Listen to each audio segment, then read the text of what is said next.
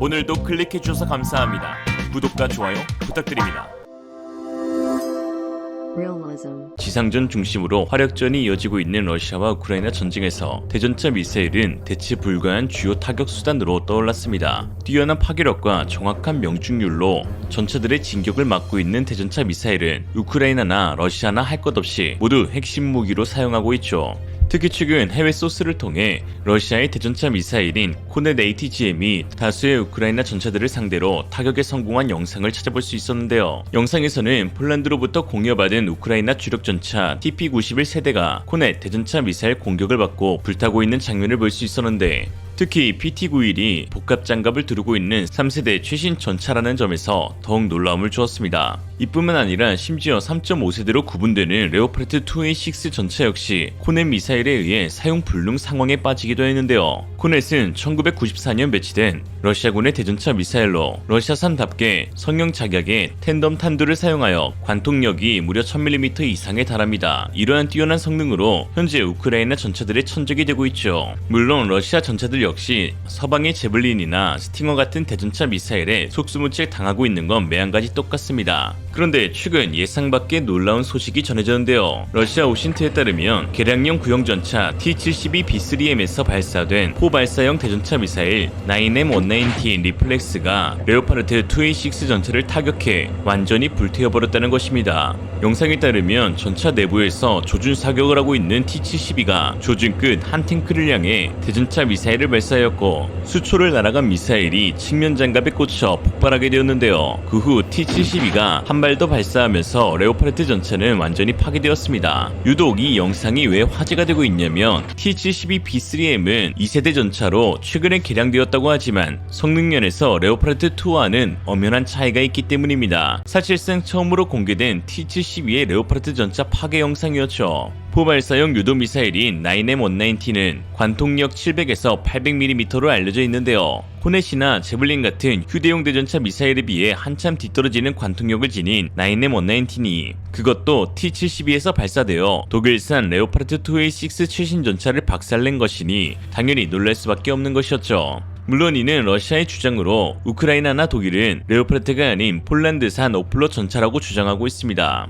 그러나 오플롯 전차 역시 3세대 전차로 복합장갑과 APS를 탑재하고 있다는 점에서 T-72 개량형 전차가 충분히 3세대 전차를 상대로 타격 능력을 발휘할 수 있다는 것이 증명된 사례였죠. T-72B3M은 T-72의 최신 개량형 모델입니다. 2014년 바이애슬론 대회 결승전에서 처음으로 대중에게 공개되었는데, 러시아 군사 엔지니어에 따르면 T-72B3M은 고급형인 T-90과 비슷하지만 훨씬 저렴하여 현존 구형 T-72 전차를 전량 업그레이드할 계획이라고 밝혔죠. 여기에 2021년 9월 20일 러시아군의 신형 T-72B3 및 T-72B3M과 T-90M 전차는 미국제 제블린 대전차 미사일 및 이스라엘제 스파이크 대전차 미사일에 대한 새로운 능동방어 체계를 장착하기로 결정하기도 했습니다. 해당 장비는 아레나-M 능동방어 장치이며, 이 최신 능동방어 장치는 거의 모든 범위의 공격으로부터 전방위적인 방어를 제공할 수 있다고 했습니다. T-72 개량형 포발사 미사일이 레오파르트 같은 3세대 이상 전차를 상대로 타격에 성공하면서 유럽에서는 독일산 전차가 예상과 달리 실성능에 큰 문제가 있다는 지적도 나오고 있는데요.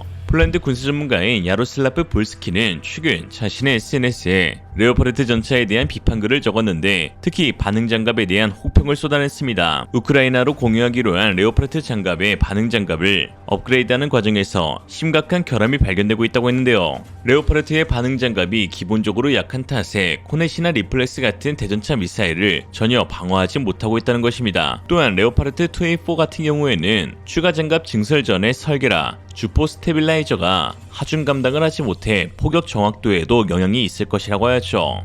하중 결함이나 코넷에 대한 대응 문제는 그렇다 쳐도 불과 700mm 언저리인 포발사 대전차 미사일을 방어해내지 못한다는 데에서 레오파르트의 문제점이 심각하다고 할 수 있습니다. 이러한 독일산 전차의 문제점이 우크라이나 전쟁을 통해서 여실히 드러나고 있는 것인데, 이에 K2 전차에 대한 수요와 기대가 높아지고 있는 상황입니다. 최근 한국산 무기를 대거 도입한 폴란드는 2차 계약을 통해서 K2 전차 개량형, 즉 K2PL 사양에 대한 최종 결정을 하기로 했는데요. 특히 최근 소식을 통해 K2PL을 K2 전차의 중동형 모델인 K2ME와 동급의 사양으로 갖추길 원한다고 전했습니다. K2M은 중동에서 활동하고 있는 게릴라군의 강력한 미사일 공격을 방어하기 위해 특히 방어력에 중점을 둔 모델인데요. 이는 K2M에는 4세대 복합장갑으로 불리는 금속 복합재료 MMC 기술이 적용되기 때문이죠. 전차의 장갑은 크게 4개의 세대로 나뉘어 발전되었습니다. 1세대인 일반 철제 장갑재, 그리고 2세대는 상부에 세라믹이 추가된 장갑재, 3세대는 철판 사이에 세라믹 장갑재를 끼워 넣은 복합 장갑으로 현용 대부분의 전차가 채택하는 방식이죠. 그리고 4세대는 금속 복합재 내부에 세라믹을 끼워 넣은 차세대 장갑재로 전문가들은 운동 에너지탄 방어력이 90mm 이상은 충분히 가능하다고 보고 있습니다. 급속 복합 재료 MMC를 사용한 최신 4세대 복합 장갑을 최초로 개발한 곳은 독일 IBD사로 레오파르트 생산업체인 라이메탈 그룹이 흡수하였습니다.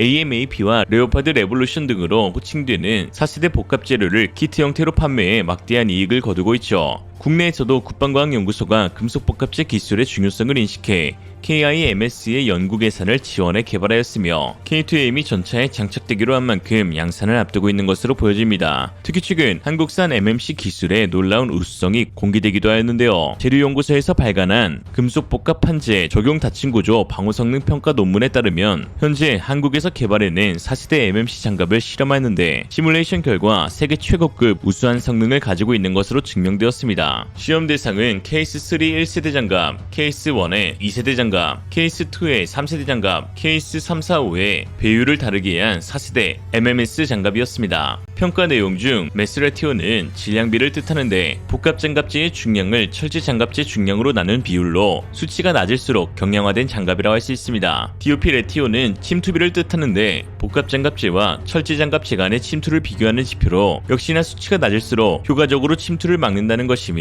즉 방어력이 좋다고 할 수 있죠. 동일 3번의 시험 평균값으로 나온 수치는 매우 놀라웠습니다. 케이스 3, 4, 5에서 진행된 한국형 4세대 MMC 장갑은 1세대와는 비교할 수도 없을 만큼 압도적이었고 특히 연용 3.5세대 주력전차 장갑에 사용되는 복합 장갑보다도 훨씬 우월한 성능을 가지고 있음을 알 수 있었죠. 4세대 중에는 케이스 3가 가장 뛰어난 방어력을 보여주면서 가장 많이 무기도 나갔고 케이스 3가 가장 경량화되었지만 방어력은 다소 떨어지는 것을 알 수 있었습니다. 이런 뛰어난 실험 결과를 바탕으로 한국은 가장 합리적이고 최상의 4세대 장갑차를 개발해내게 된 것이죠. 특히나 한국은 포스코라는 세계적인 철강 업체를 지내고 있는 국가인데요. K2 전차와 K9 자주포와 같은 기갑 차량이 해외에서 우수한 성능과 가격 경쟁력으로 크게 인정받을 수 있는 데에는 포스코의 역할이 적지 않았습니다.